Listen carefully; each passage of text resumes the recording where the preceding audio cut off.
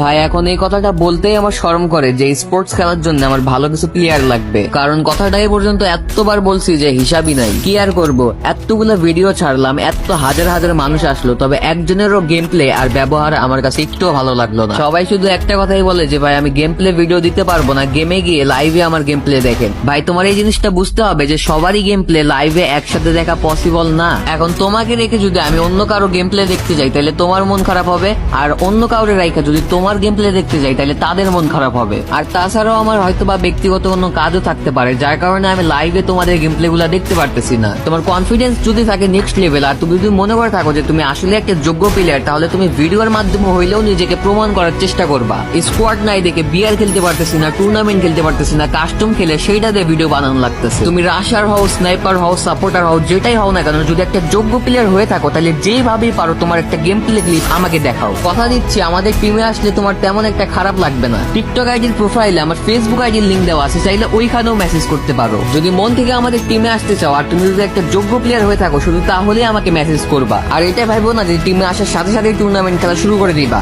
প্রথমে আমাদের বর্নিং ঠিক করতে হবে, দেন টুর্নামেন্ট। পুরোটাই তোমার ইচ্ছা তুমি আমাদের টিমে আসবা কিনা। তবে হ্যাঁ, যদি নিজের গেম প্লে দিয়ে ভালো কিছু করার ইচ্ছা থাকে তাহলে আমাদের টিমে আসতে পারো।